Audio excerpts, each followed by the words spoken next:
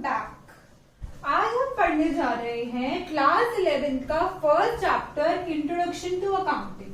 अब आप सबने कॉमर्स तो ऑप्ट कर ली है, कॉमर्स में आपका ये सब्जेक्ट भी है अकाउंट्स नाम का, तो हर सब्जेक्ट पता होना चाहिए ना कि हम ये सब्जेक्ट पढ़ क्यों रहे हैं, इसका आगे जाके क्या यूज है।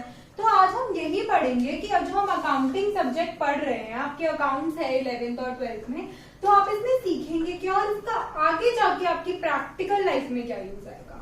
तो सबसे पहले हम बात करते हैं कि अकाउंटिंग के ऑब्जेक्टिव्स क्या है, अकाउंटिंग हम करते क्यों हैं। अब अपने आसपास की लाइफ का ये प्रैक्टिकल एग्जांपल उठाते हैं। हमारे आसपास कोई शॉप खुलती है, तब उसमें सब कुछ मिलता है, दाल चीनी चावल चिप्स वगैरह हो गए, मतलब जो हमारी रोज की डेली नीड्स की चीजें हैं वो सब चीजें।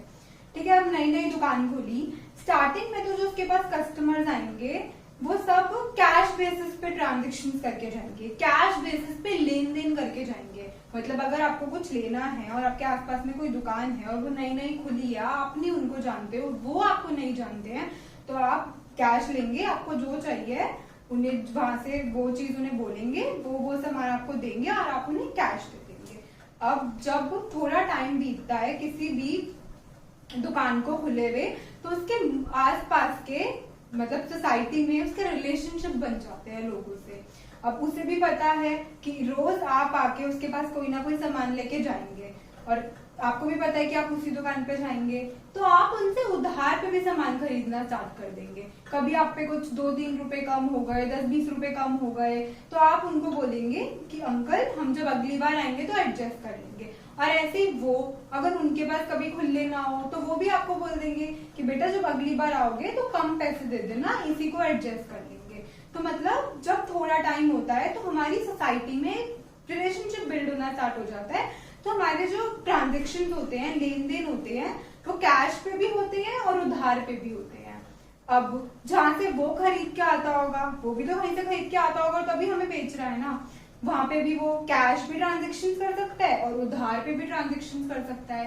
प्लस अब वो जितने का सामान लेके आ रहा है उतने का ही हमें बेच देगा। किसी भी बिजनेस का क्या मोटिव होता है कि वो कुछ सामान कम पैसों में खरीदे, उसमें कुछ अपना पार्ट ऐड करे जिसे हम प्रॉफिट बोलते हैं और फिर वो फाइनल कस्टमर को दे। तो कोई भी बिजनेस का मेन मोटिव क्या होता है? प्रॉफिट कमाना। ठीक है, तो अगर हम सोचें कि उस दुकानदार को महीने के एंड में या फिर एक हफ्ते के एंड में अपना देखना है कि उसने कितना प्रॉफिट कमाया, उसके लिए उसे क्या चीज की रिक्वायरमेंट होगी? उसे पूरे हफ्ते या पूरे महीने जितने भी टाइम पीरियड का उसे प्रॉफिट जानना है, उन सबका लेन देन चाहिए कि उसे कितना किसको पैसा देना है और कितना किससे पैसा लेना है। अगर इसको ये पता लग जाएगा तो उसे ये पता लग जाएगा ना कि अगर मुझे किसी को 100 रुपए देने हैं और 120 रुपए आने हैं तो 20 रुपए का प्रॉफिट हो गया। तो मतलब उसे इन सब का रिकॉर्ड चाहिए कि किसको कितना देना है और किससे कितना लेना है। तो एक ह्यूमन माइंड है, अगर वो एक हफ्ते में कहीं अपना कुछ रिकॉर्ड नहीं कर रहा कि किसको कितना देना है, किसको कितना लेना है, तो याद रहेगा उसको? आई डोंट थिंक सो कि प्रैक्टिकली अगर हम 1-2 दिन चीजें ना लिखें, अपना पूरा रिकॉर्ड ना करें तो हमें रहेगी। और यही अगर उसे 1 महीना, 2 महीना, 3 महीना इसके बाद जानना है कि उसने कितना कमाया, तो नेक्स्ट टू इम्पॉसिबल ही है कि उसे चीजें याद रहेंगी तो आधी रहेंगी। अब आधी का मतलब क्या हुआ कि समझिए एक एग्जाम्पल से, मिस्टर शर्मा है एक सोसाइटी में और मिस्टर वर्मा है। अब क्या हुआ, ये सब उधार पे एक दुकानदार से सामान खरीदते हैं। अब मिस्टर शर्मा महीने के एंड में और मिस्टर वर्मा भी महीने के एंड में पूरा अपना जो उस पे उधार होता है वो सब चुका देते हैं। तो मिस्टर शर्मा ने दुकानदार को देने थे 800 रुपए और मिस्टर वर्मा का जो हिसाब था दुकानदार से वो था 1000 रुपए का। अब मिस्टर शर्मा उस दुकानदार पे गए और बोला, भाई साहब महीने की एंड आ गई है, आप मुझे बता दीजिए कितने पैसे देने हैं। अब जो दुकानदार था वो रोज का अपना लेखा जोखा नहीं लिखता था, अपना रोज का लेन देन नहीं लिखता था। अब वो याद करने बैठा तो उसने बोला कि भाई साहब आपके 1000 रुपए बनते हैं। क्या मिस्टर शर्मा उसकी दुकान पे वापस जाएगा? और उसे 10 चीजें सुना के आएगा कि आप फ्रॉड हैं, आप झूठ बोल रहे हैं, आप बेईमानी से अपना धंधा करते हैं, मतलब इन दोनों के रिलेशनशिप कहीं ना कहीं खराब हो जाएंगे उसके बाद। और ऐसे ही मिस्टर वर्मा को 1000 रुपए देने थे और इसने जो उनका हिसाब लगाया वो बोला कि आपको 800 रुपए देने हैं। तो मिस्टर वर्मा की तो हो गई बल्ले बल्ले। मिस्टर वर्मा तो यही सोचेंगे कि अरे मेरे को 1000 रुपए देने थे और अब तो ये 800 रुपए मांग रहे हैं। किसी को कोई कम पैसे देने होते हैं ना तो बहुत कम लोग होते हैं जो सामने से जाके बोलते हैं नहीं भाई साहब मेरा हिसाब 1000 रुपए का था, 800 नहीं है। तो इसमें क्या होगा, इस दुकानदार को लॉस हो गया 200 रुपए। तो वो बात हो गई ना कि जो उसने पैसा कमा लिया वो भी उसको नहीं मिल रहा। और क्यों नहीं मिल रहा, क्योंकि उसे वो चीजें याद ही नहीं है कि उसने कितनी कमाई। तो बेसिकली अकाउंट्स के ऑब्जेक्टिव क्या हुए? अकाउंट्स का पहला ऑब्जेक्टिव हुआ रिकॉर्ड को मेंटेन करना, मेंटेनिंग रिकॉर्ड्स। किस चीज के रिकॉर्ड्स? अपनी रोज के लेन देन के। और क्यों? ताकि हमें उनको याद ना रखना पड़े। एक ह्यूमन माइंड इतनी सारी ट्रांजैक्शन, इतना सारा लेन देन रोज का नहीं याद रख पाता, इसलिए वो उसे रिकॉर्ड कर लेता है ताकि जब भी उसको रिक्वायरमेंट हो या जब भी उसको नीड हो तो एक तो कन्वीनियंटली हर चीज आसानी से मिल जाए, प्लस वो अपना प्रॉफिट या लॉस जितना भी वो बिजनेस में कमा रहा है वो उसे एक्यूरेटली पता लग जाए कि भैया इतना प्रॉफिट हो रहा है या इतना लॉस हो रहा है।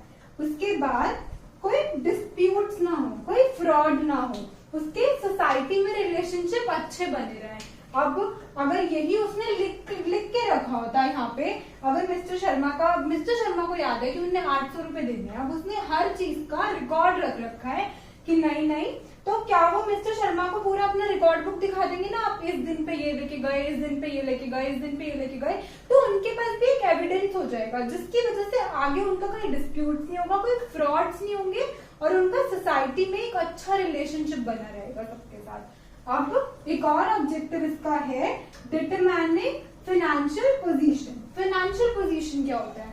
अब मुझे कोई भी बिजनेस अगर खोलना है अपना, सपोज मैं चाहती हूँ कि मैं जो छोटी मोटी रोज की चीजें होती है, chips, Coke, Pepsi, chocolates, toffee, इन सबका एक बिजनेस खोलूं, तो या तो मुझे एक स्टॉल लेना पड़ेगा, मैं कोई स्टॉल लूंगी, उसमें लगाऊंगी, और कोक पेप्सी चाहिए तो फ्रिज भी चाहिए। अब अगर मुझे दुकान खोलनी है तो मुझे एक टेबल लेना पड़ेगा, बाहर कुछ स्टैंड में अपने के लिए चीजें लेनी पड़ेंगी, प्लस मेरे को अंदर फ्रिज लेना पड़ेगा ताकि चॉकलेट्स और मैं कोक वगैरह उसमें रख पाऊं। तो ये सब मेरी इन्वेस्टमेंट होगी, ये सब मैं पैसा अपनी तरफ से अपने बिजनेस में लगाऊंगी, उससे कुछ अपनी प्रॉपर्टी खरीदूंगी, अपने असेट्स खरीदूंगी। प्रॉपर्टी को हम बोलते हैं असेट्स।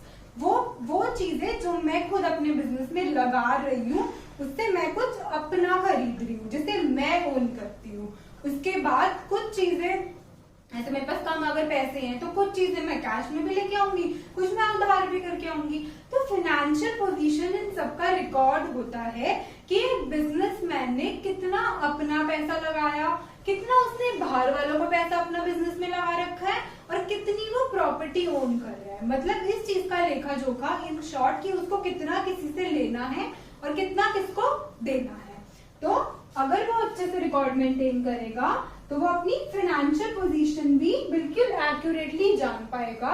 ठीक है, तो अब हम, ये तो हो गए ऑब्जेक्टिव्स की बात, ये सब हमने जो पढ़े ये ऑब्जेक्टिव्स अकाउंटिंग थे कि हम अकाउंटिंग करते क्यों हैं। अब हम चलते हैं डेफिनेशन ऑफ अकाउंटिंग पर।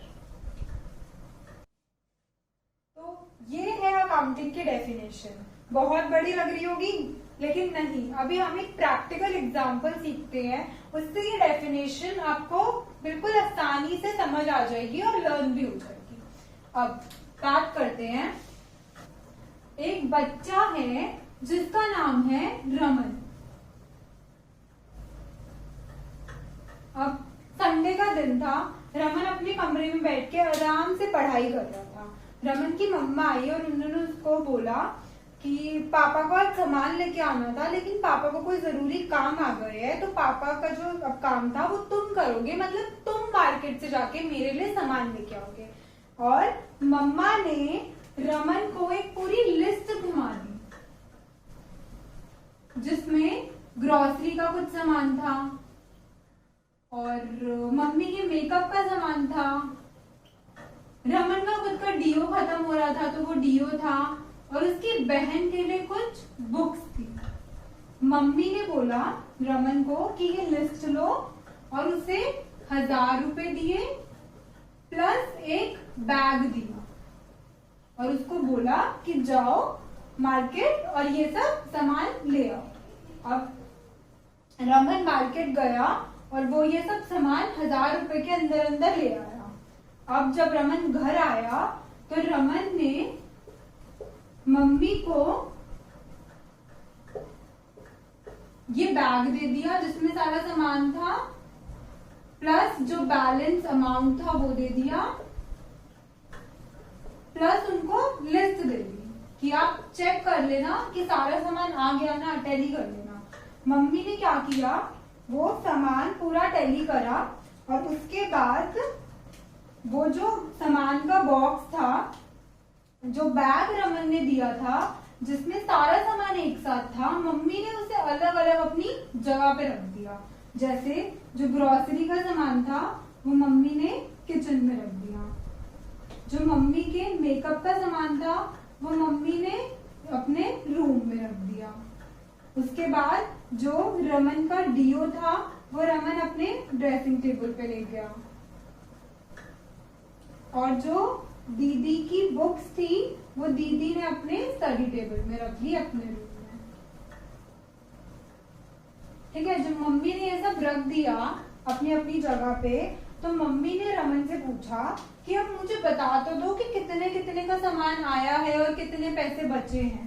तो रमन ने मम्मी को एक पूरा समराइज कर दिया कि कितने कितने का सामान आया है और मम्मी ने भी उसे लिख लिया एक जगह पे, ताकि वो जब अपना पूरे महीने का जब निकाले मम्मा कि उनको कितने पैसे पापा ने एक साथ दिए थे और कितने उनके खर्च हुए, क्योंकि हर मदर की एक टेंडेंसी होती है कि वो सेव करती है कुछ ना कुछ पैसा, तो इसलिए मम्मी भी हर जगह लिखती है। हम सबकी मम्मी लिखती होंगी, जो भी सामान आता है वो एक जगह पे लिख के रख लेती हैं और फिर महीने के एंड में देखती है कि इस महीने का राशन कितने का आया और अगर कुछ ज्यादा होता है तो वो अगले महीने अपना सेट ऑफ कर देती है।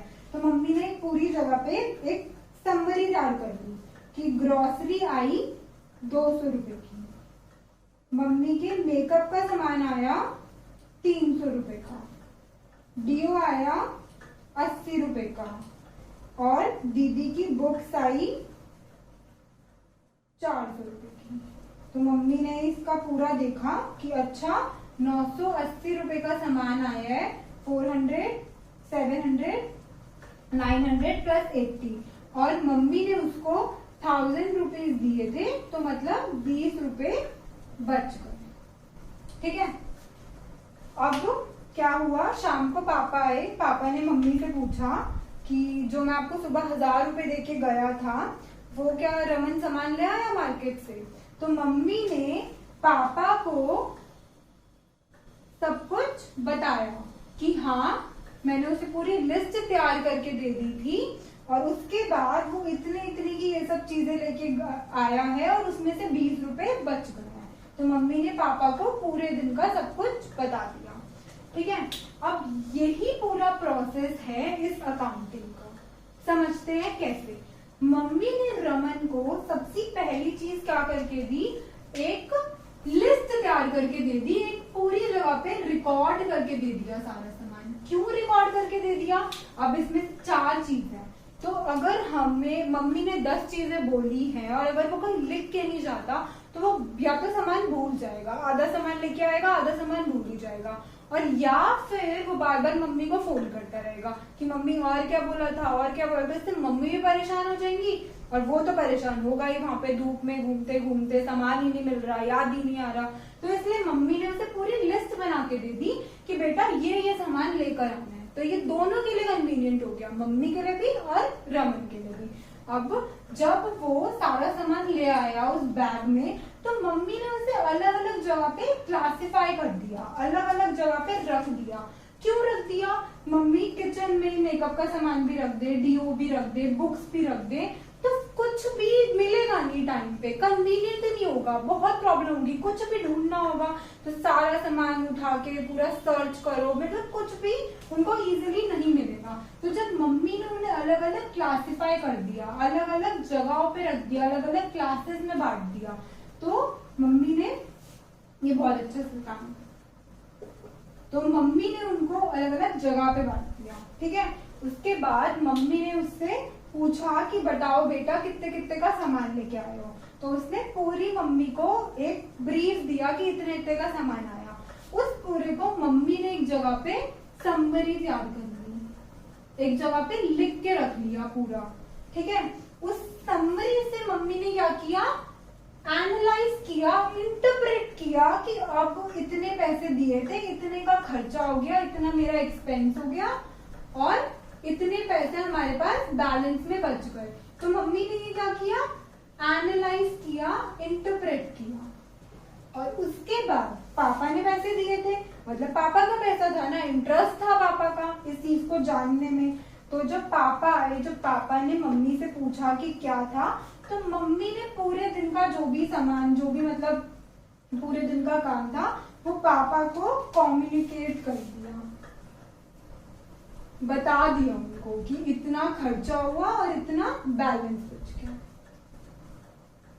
तो यही पूरा प्रोसेस है इस अकाउंटिंग का। इस डेफिनेशन पे आए तो accounting is an art, accounting is an art. अब आर्ट जो बोला गया है, जैसे हम बोलते हैं टीचिंग इज एन आर्ट, क्योंकि हर टीचर के पढ़ाने का तरीका अलग होता है। कॉन्सेप्ट वो ही है, अकाउंटिंग की डेफिनेशन आपको कोई भी ये पढ़ाएगा, लेकिन हर टीचर के पढ़ाने का तरीका एक अलग होता है। तो अकाउंटिंग में भी प्रिंसिपल सेम लगेंगे, कुछ रूल्स के हिसाब से अकाउंटिंग होगी ना, ऐसे थोड़ी ना कोई कुछ कर रहा है और कोई कुछ कर रहा है। तो एक प्रॉपर रूल्स प्रिंसिपल्स होते हैं जो हम अकाउंटिंग में यूज करते हैं, लेकिन उस प्रिंसिपल्स को अप्लाई करने का तरीका सबका अलग अलग है, इसलिए अकाउंटिंग को एक आर्ट बोला गया है। So accounting is an art of, पहली रिकॉर्डिंग, कि हम रिकॉर्ड करते हैं। उसके बाद क्लासिफाई करते हैं, चीजों को अलग अलग जगह पे बांट देते हैं, अलग अलग क्लासेस में बांट देते हैं। जैसे अगर हम रिकॉर्डिंग की बात करें तो ये सब हम आगे पढ़ेंगे, मैं आपको सिर्फ थोड़े बहुत ब्रीफ वर्ड्स में बता रही हूँ कि हम अपनी जितने भी दिन की ट्रांजेक्शन्स होती हैं डे टू डे बेसिस की, उसे जर्नल में रिकॉर्ड करते हैं। उसके बाद इसको जर्नल में मतलब सब कुछ है, जर्नल वो बैग है जिसमें सब कुछ एक साथ सामान पड़ा है, लेकिन अपनी कन्वीनियंस के लिए हम उससे different different classes, different different accounts में बांटते हैं, जिसे हम अकाउंट्स की भाषा में बोलते हैं लेजर्स। जैसे हमने यहाँ पे क्लासिफाई किया, उसके बाद क्या करते हैं, पूरी समरी तैयार करते हैं कि कितने कितने का क्या सामान आया। तो उसका थर्ड स्टेप क्या हुआ, समराइजिंग, कि हम पूरी समरी तैयार करते हैं। उसके बाद यहाँ पे लास्ट में आइए, एंड इंटरप्रेटिंग, इंटरप्रेट कर रहे हैं ना, यहाँ पे एनालाइज कर रहे हैं, इंटरप्रेट कर रहे हैं कि हमारा खर्चा कितना हो गया और हमारा बैलेंस कितना बच गया। ऐसे बिजनेस इंटरप्रेट करते हैं कि हमने इतने का सामान लिया है और इतने का सामान बेच दिया है, तो हमारा बीच में प्रॉफिट कितना हुआ है, हमें किससे कितने पैसे लेने हैं और किसको कितने पैसे देने हैं, ये इंटरप्रेट करता है बिजनेस। और लास्ट में क्या करता है, वो कम्युनिकेट करता है रिजल्ट्स को। किसको कम्युनिकेट करता है, यूजर्स को। ये हम आगे पढ़ेंगे। यहाँ पे कौन था यूजर, पापा, क्योंकि पापा का इंटरेस्ट था उस पैसों में, क्योंकि पापा ने वो पैसे दिए थे। ऐसे ही जब हम कंपनी की बात करते हैं ना, तो बहुत लोग होते हैं तो जो अपना पैसा लगाते हैं या उन्हें बिजनेस से कुछ मिलना होता है, तो उनका इंटरेस्ट होता है कि वो भी जाने कि बिजनेस कितना कमा रहा है, बिजनेस के पास कितनी प्रॉपर्टी है, बिजनेस के पास हर महीने का कितना प्रॉफिट आ रहा है, कितना लॉस हो रहा है, तो क्या उसे पता लगे कि उसका पैसा वापस आएगा भी या नहीं आएगा। ये हम फर्दर क्लासेस में पढ़ेंगे। तो हमने इस डेफिनेशन में इतनी डेफिनेशन पढ़ ली है, लेकिन फिर भी बीच की कुछ चीजें रहती हैं। पहली चीज हमने लिखा summarising in a significant manner. ये मैंने आपको बताया कि ये एक सिस्टमैटिक मैनर से रिकॉर्ड किया जाता है कि अगर कोई भी अकाउंट्स को थोड़ी सी भी नॉलेज हो, जैसे आपको भी अगर आप जब फर्दर पढ़ेंगे आपको थोड़ी सी नॉलेज होगी, तो एक तरीका होगा, एक सिग्निफिकेंट मैनर होगी, सिस्टमैटिक मैनर होगा, उसमें अगर चीजें रिकॉर्ड करी जाएंगी तो आपको भी इजीली समझ आ जाएगा कि इस अकाउंट के साथ क्या हो रहा है और क्या नहीं हो रहा। तो ये सिस्टमैटिक मैनर में ये सब चीजें करी जाती हैं, ये सब जो पूरा प्रोसेस है अकाउंटिंग का, ये एक सिस्टमैटिक मैनर में किया जाता है। उसके बाद लिखा हुआ है and in terms of money या फिर यहाँ लिखा हुआ है फाइनेंशियल करेक्टर। अब इसकी बात करते हैं कि इन टर्म्स ऑफ मनी और फाइनेंशियल करेक्टर का मतलब क्या है। अब हम बात करते हैं फाइनेंशियल करेक्टर और इन टर्म्स ऑफ मनी की।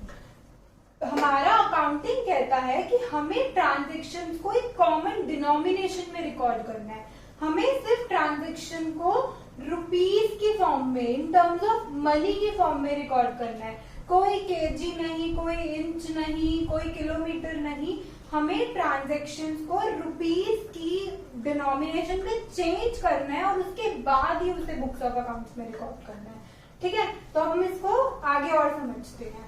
फाइनेंशियल करेक्टर का मतलब क्या होता है। अगर मैं लिखूं 5 चेयर्स परचेज्ड, तो क्या इस जो ये हमने स्टेटमेंट लिखी है इसको हम मनी की फॉर्म में कन्वर्ट कर सकते हैं। अभी तो यहाँ पे कोई मनी नहीं लिखा हुआ, सिंपली सिर्फ लिखा हुआ है 5 चेयर्स परचेज्ड, लेकिन 5 चेयर का कुछ तो प्राइस होगा ना, उसे मनी की फॉर्म में कन्वर्ट कर सकते हैं। तो ये जो चीज हो गई, ये जो ट्रांजेक्शन हो गई, ये फाइनेंशियल करेक्टर की है। फाइनेंशियल करेक्टर मतलब कि हम उसको मनी की फॉर्म में ट्रांसलेट करके अपनी बुक्स में लिख सकते हैं। अब जैसे मैं एक और एग्जांपल लूं कि एक बिजनेस में आग लग गई और उसमें बहुत सारे गुड्स भी जल गए, मशीनरी का भी जल गई और बहुत सारे लोगों की भी डेथ हो गई। तो अब इस एक ही चीज में, इस इवेंट में 3 चीजें हो गई। सबसे पहले गुड्स जल गए, मशीनरी भी जल गई और लोगों की भी डेथ हो गई। अब इसमें से मैं बता पाऊंगी कि कितने के गुड्स जले, मैं उसकी कीमत लगा पाऊंगी, उसे मनी के टर्म्स में एक्सप्रेस कर पाऊंगी। ऐसे ही मैं मशीनरी की भी कीमत लगा पाऊंगी, उसे मनी के टर्म्स में एक्सप्रेस कर पाऊंगी कि इतने की मशीनरी जल गई। लेकिन किसी इंसान के मरने की मैं कीमत नहीं लगा पाऊंगी कि ये इतने का इंसान था और ये इतने का मर गया और मुझे इतना लॉस हो गया बिजनेस में। तो इसमें जो गुड्स का चलना है और जो मशीनरी का लॉस है वो एक फाइनेंशियल करेक्टर की चीज हो गई कि उसे मैं मनी के टर्म्स में एक्सप्रेस कर सकती हूँ। उसका कुछ ना कुछ प्राइस होगा जो मनी के टर्म्स में होगा, लेकिन एक इंसान की डेथ को मैं मनी के टर्म्स में कन्वर्ट नहीं कर सकती हूँ। तो financial character in terms of money क्या हो गया कि या तो मैं उसको मनी के टर्म्स में कन्वर्ट करके लिख सकती हूँ और इन टर्म्स ऑफ मनी की वो ऑलरेडी मनी के टर्म्स में है। जैसे 5 चेयर्स परचेज अगर यहाँ पे लिखा होता फॉर 2500, तो मैं सिंपली इस 2500 को अपनी बुक्स ऑफ अकाउंट्स में रिकॉर्ड कर देती हूँ। ठीक है, तो अब इन टर्म्स ऑफ मनी और फाइनेंशियल करेक्टर ये भी चीज समझ आ गई। अब इसमें लिखा हुआ है which are in part at least of financial character. इसको एक एग्जांपल से समझते हैं। अब समझिए कि मैं एक बिजनेस चला रही हूँ, ठीक है। अब मेरे बिजनेस में मैंने एम्प्लॉयज रख रखे हैं। अब मैं उन एम्प्लॉयज को मंथली एंड पे सैलरी देती हूँ और अगर वो अच्छा काम करते हैं तो मैं उनको बोनस भी देती हूँ। ठीक है, अब मैंने मंथ एंड में देखा मेरे 3 एम्प्लॉयज ने बहुत अच्छा काम किया, A, B, C ने। मैंने डिसाइड किया कि मैं इनको प्रेज करती हूँ, बोनस देती हूँ।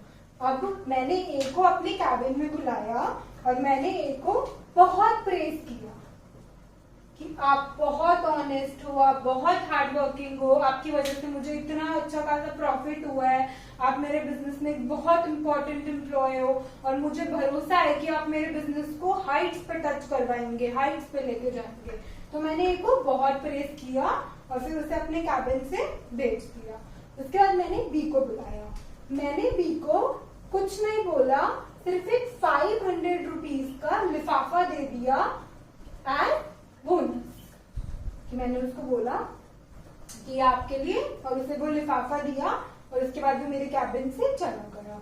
मैंने सी को बुलाया, मैंने सी को प्रेज भी किया कि आप बहुत हार्ड वर्किंग है, आपकी वजह से मुझे बहुत अच्छा खासा प्रॉफिट हुआ है, प्लस मैंने उसे 250 रुपीज का बोनस दिया। तो अब हम इसमें से बात करें कि किस चीज को हम रिकॉर्ड करेंगे और किस चीज को रिकॉर्ड नहीं करेंगे। अब मैंने एक को प्रेज किया, अब मैं ऐसे ये तो नहीं बोल सकती ना मैंने ए को 100 रुपए का प्रेस किया, मैंने ए को 500 रुपए का प्रेस किया, तो ये फाइनेंशियल करेक्टर या इन टर्म्स ऑफ मनी नहीं है, तो ये तो हमारी बुक्स ऑफ अकाउंट्स में रिकॉर्ड ही नहीं होगी। उसके बाद मैंने बी को 500 रुपीज का बोनस दिया, इन टर्म्स ऑफ मनी है कि 500 रुपए का बोनस दिया, तो मैं अपनी बुक्स ऑफ अकाउंट्स में सिंपली रिकॉर्ड कर लूंगी कि मैंने बी को 500 रुपीज का बोनस दिया। अब मैंने सी की जो ट्रांजेक्शन जो एक्टिविटी की उसमें 2 पार्ट थे, पहले पार्ट में मैंने उसको प्रेस किया, दूसरे पार्ट में मैंने उसे 250 रुपीज का बोनस दिया, तो क्या मैं ये रिकॉर्ड करूंगी या नहीं करूंगी? मैं इसमें से सिर्फ जो 250 रुपीज का बोनस दिया इस वाले पार्ट को रिकॉर्ड करूंगी। तो इसका मतलब यही है कि उस ट्रांजेक्शन और इवेंट को भी हम रिकॉर्ड करेंगे जिसमें से या तो पूरी, कि अगर वो पूरा ही ट्रांजेक्शन या इवेंट फाइनेंशियल करेक्टर है इन टर्म्स ऑफ मनी है, या उसमें से कुछ part at least, in part at least. अब इसका एक पार्ट तो नॉन फाइनेंशियल करेक्टर का हो गया क्योंकि मैं उससे फाइनेंशियली नहीं बोल सकती हूँ या मनी के टर्म्स में नहीं एक्सप्रेस कर सकती हूँ कि चलो मैं इतना रिकॉर्ड कर लूंगी कि मैंने उसे 100 रुपए का प्रेस किया और 250 रुपए का बोनस दिया, ये नहीं हो सकता। तो उसमें से मैं सिर्फ उतना पार्ट जो फाइनेंशियल करेक्टर का है वो अपनी बुक्स ऑफ अकाउंट्स में रिकॉर्ड कर लूंगी। तो इसमें जो 250 का बोनस है ये मैं अपनी बुक्स ऑफ अकाउंट्स में रिकॉर्ड कर लूंगी। तो हमारी पूरी डेफिनेशन कंप्लीट हो चुकी है, सिर्फ 2 चीजें और बची हैं, एक है ट्रांजैक्शन और एक है इवेंट। तो आप इन दोनों का मतलब समझते हैं, उसके बाद हमारी पूरी डेफिनेशन हमें लर्न हो चुकी है और अच्छे से समझ भी आ चुकी है। ट्रांजैक्शन और एक वर्ड है इवेंट, कि हम ट्रांजैक्शन और इवेंट्स को रिकॉर्ड करेंगे अपनी। तो ये तो पता होना चाहिए ना कि ट्रांजैक्शन और इवेंट है क्या, रिकॉर्ड करना क्या है बिजनेस में। तो ट्रांजैक्शन होता है किसी भी एक्ट की परफॉर्मेंस, कि हमने कोई भी एक्ट परफॉर्म किया, परफॉर्मेंस ऑफ एन एक्ट। अब उस एक्ट में या तो गिव एंड टेक हो कि ठीक है, या तो तुम किसी को दे रहे हो या किसी से कुछ ले रहे हो। दूसरा 2 और मोर पार्टीज होनी चाहिए। मैं खुद ही कोई ट्रांजैक्शन नहीं कर सकती कि मैंने खुद को ही दिया और खुद से ही मैंने वापस ले लिया। तो 2 और मोर पर्सन या पीपल होने चाहिए, प्लस मनी इन्वॉल्व होना चाहिए कि अगर मैं किसी से कोई सामान ले रही हूँ तो वो बदले में मुझे पैसा दे रहा है, या मैं किसी से कोई सामान ले रही हूँ तो मैं उसे बदले में पैसा ले रही हूँ। ठीक है, तो ट्रांजैक्शन क्या हो गई कि किसी से लेन देन हो रहा है, गिव एंड टेक हो रहा है। अब लेन देन तो 2 या ज्यादा लोगों में ही होगा ना, एक लोग में तो नहीं हो सकता। तो लेन देन हो रहा है 2 या 2 से ज्यादा लोगों में in consideration of a value, money की कंसिडरेशन में कुछ हम ले दे रहे हैं। और अब इसके बाद ट्रांजैक्शन करते हैं तो उसका कुछ रिजल्ट भी आता है। अगर मैं किसी को गुड्स बेच रही हूँ तो कुछ रिजल्ट आएगा ना, प्रॉफिट होगा या लॉस होगा। ऐसे ही मैं किसी से परचेज कर रही हूँ तो भी प्रॉफिट होगा या लॉस होगा, या फिर हमारा स्टॉक बढ़ेगा या स्टॉक कम होगा। तो इवेंट क्या हो गया, इस ट्रांजैक्शन जो हम एक्ट परफॉर्म कर रहे हैं ट्रांजैक्शन में, उसका रिजल्ट, उसका कॉन्सिक्वेंस, उसका आउटकम, ये सब हो गया इवेंट। ठीक है, तो अगर इसे एग्जांपल से समझें तो यहां हम बोलेंगे कि ट्रांजैक्शन है परचेज करना गुड का, परचेज ऑफ गुड्स, या फिर जो भी हम सामान बेचना चाहते हैं। अब इस गुड्स को परचेज करेंगे तो हमारा रिजल्ट क्या निकलेगा, कॉन्सिक्वेंस क्या होगा, आउटकम क्या होगा, हमारे स्टॉक बढ़ जाएगा। जहाँ पे हम बिजनेस में गोडाउन में सारा अपना सामान रखते हैं वो सामान बढ़ जाएगा, वो स्टॉक बढ़ जाएगा गुड्स का। ऐसे ही अगर मैं बोलूं कि मैं एक्सपेंसेस पे कर रही हूँ तो क्या होगा, एक्सपेंसेस कहाँ से पे करूंगी, अपने प्रॉफिट में से। तो इसका इवेंट क्या होगा, इसका आउटकम क्या होगा कि मेरे प्रॉफिट्स कम हो जाएंगे अगर मैं एक्सपेंसेस पे करूंगी। ठीक है, तो आई होप आपको ये भी समझ आ गया कि ट्रांजैक्शन और इवेंट होता क्या है। तो इन दोनों चीजों को मैं अपनी बुक्स ऑफ अकाउंट्स में रिकॉर्ड करूंगी।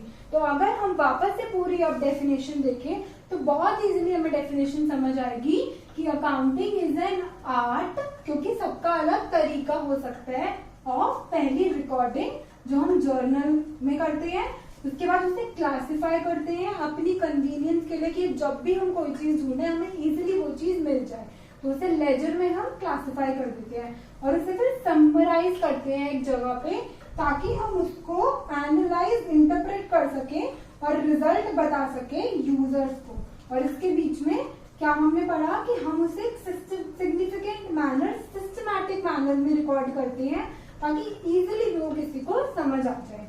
और कैसी फॉर्म में रिकॉर्ड करते हैं? फाइनेंशियल करेक्टर की ट्रांजैक्शन जो इन टर्म्स ऑफ मनी है सिर्फ उसी को बुक्स ऑफ अकाउंट्स में रिकॉर्ड करते हैं।